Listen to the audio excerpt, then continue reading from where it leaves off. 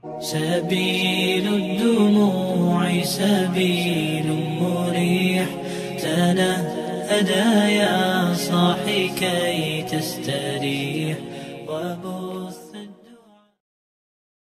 Bismillahirrahmanirrahim. Assalamualaikum warahmatullahi wabarakatuh. Innal hamdalillah nahmaduhu wa nasta'inuhu wa nastaghfiruh wa na'udzu billahi min sururi anfusina wa min sayyiati a'malina may yahdihillahu fala mudhillalah wa may yudlil fala hadiyalah. Asyhadu an la ilaha illallah wa asyhadu anna Muhammadan abduhu wa rasuluh.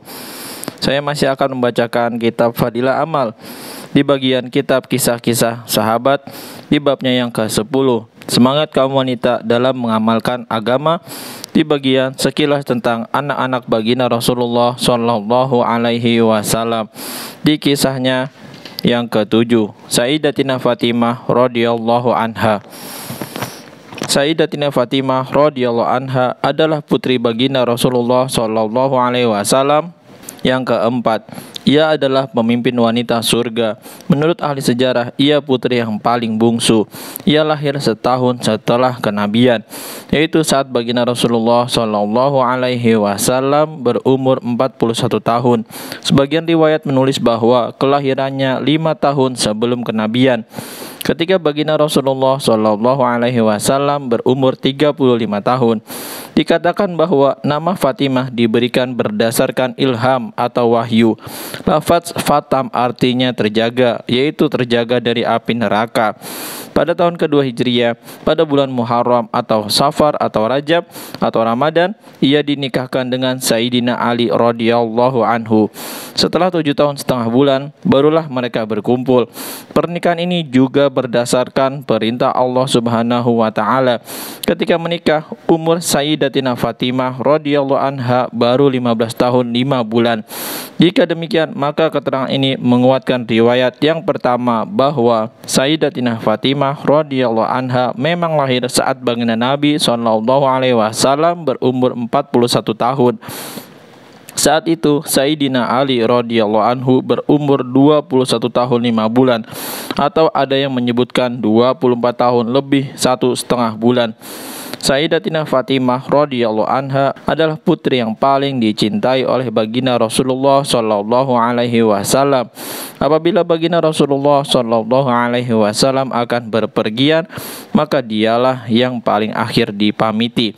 Jika beliau kembali dari bepergian, maka dialah yang pertama kali ditemui. Sebenarnya Sayyidina Ali radhiyallahu anhu pernah ingin menikah lagi dengan anak perempuan Abu Jahal, namun Sayyidatina Fatimah radhiyallahu anha merasa bersedih dengan rencana tersebut. Kemudian Sayyidatina Fatimah radhiyallahu anha mengadukannya kepada baginda Rasulullah Shallallahu Alaihi Wasallam. Lalu beliau bersabda, "Fatimah adalah bagian dari diriku. Barang siapa menyusahkannya, berarti ia menyusahkanku. Itulah sebabnya selama Sayyidatina Fatimah radhiyallahu anha masih hidup, Sayyidina Ali radhiyallahu anhu tidak menikah lagi dengan siapapun. Setelah Sayyidatina Fatimah radhiyallahu anha meninggal dunia, barulah Sayyidina Ali radhiyallahu anhu menikah dengan keponakan Sayyidatina Fatimah radhiyallahu anha sendiri, yaitu Sayyidatina Umamah radhiyallahu anha, yang kisahnya telah diketengahkan pada kisah tentang Sayyidatina Zainab radhiyallahu anha yang lalu. 6 bulan setelah baginda Rasulullah Shallallahu Alaihi Wasallam wafat, Sayyidatina Fatimah radhiyallahu anha jatuh sakit. Suatu hari ia berkata kepada pembantunya, "Aku hendak mandi, siapkan air."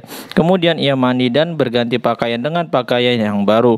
Selanjutnya ia berkata, "Letakkan alas tidurku di tengah-tengah rumah." Sayyidatina Fatimah radhiyallahu anha mendatangi tempat tersebut dan berbaring menghadap kiblat, meletakkan tangan kanannya di bawah pipinya, lalu berkata, "Aku akan mati sekarang." Setelah berkata demikian, wafatlah putri baginda Nabi Shallallahu Alaihi Wasallam itu. Keturunan baginda Rasulullah Shallallahu Alaihi Wasallam hanya berlanjut dari keturunan Sayyidatina Fatimah radhiyallahu anha, dan insya Allah akan berlangsung terus sampai hari kiamat. Sayyidatina Fatimah radhiyallahu anha memiliki 6 anak, 3 anak laki-laki dan 3 anak perempuan. Anak laki-lakinya yang tertua adalah Sayyidina Hasan radhiyallahu anhu. Ia lahir pada tahun kedua kedua setelah pernikahannya dengan Sayyidina Ali radhiyallahu anhu. Kemudian lahirlah Sayyidina Husain radhiyallahu anhu pada tahun ketiga pernikahannya atau 4 Hijriah. Lalu lahir Sayyidina Muhasin radhiyallahu anhu, namun ia meninggal dunia ketika masih anak-anak. Anak perempuan Sayyidatina Fatimah radhiyallahu anha yang bernama Sayyidatina Ruqayyah radhiyallahu anha juga meninggal dunia ketika masih kecil, sehingga sebagian ahli tarikh tidak menulis mengenai dirinya.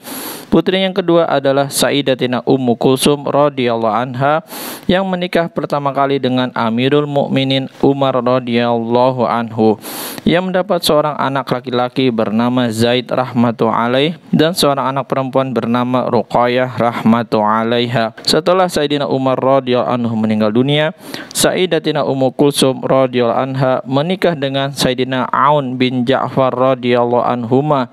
Darinya ia tidak mendapatkan keturunan.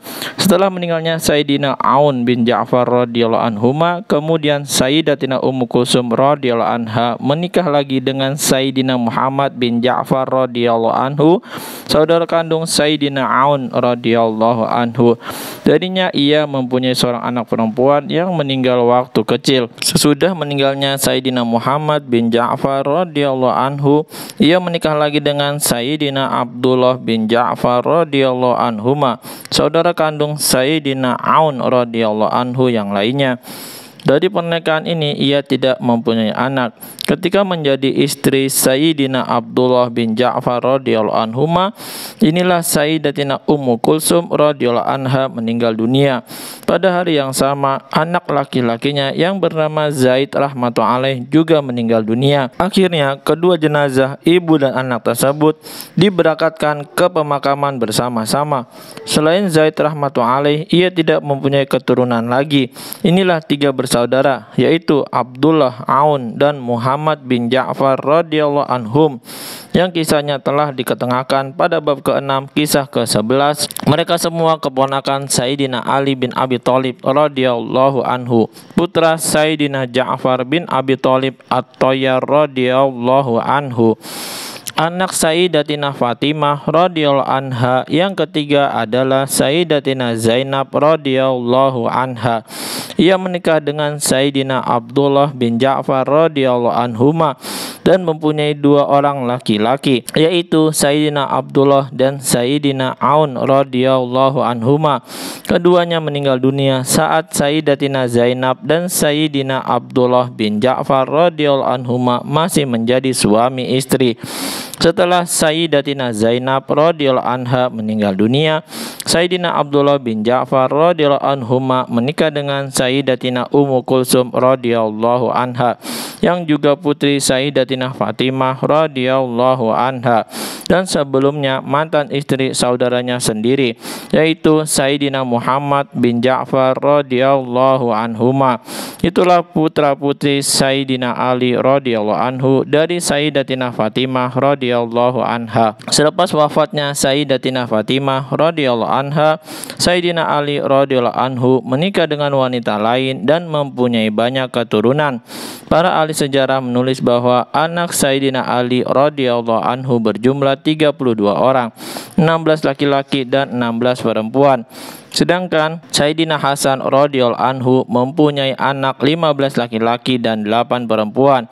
Sayyidina Husain radhiyallahu anhu mempunyai anak 6 laki-laki dan 3 perempuan. Radhiyallahu ta'ala anhum wa ardahum ajma'ina wa ja'alana bihadihim muttabi'in. Wallahu a'lamu wa ilmuhu atammu. Alhamdulillah, baru saja kita memperdengarkan kisah Sayyidatina Fatimah radhiyallahu anha. Mudah-mudahan kita bisa mengambil hikmah, amal dan sampaikan kepada saudara-saudara kita yang lain. Subhanakallahumma wa bihamdika asyhadu alla ilaha illa anta astaghfiruka wa atubu ilaik. Wassalamualaikum warahmatullahi wabarakatuh. سبيل الدموع سبيل مريح تنهدى يا صاحي كي تستريح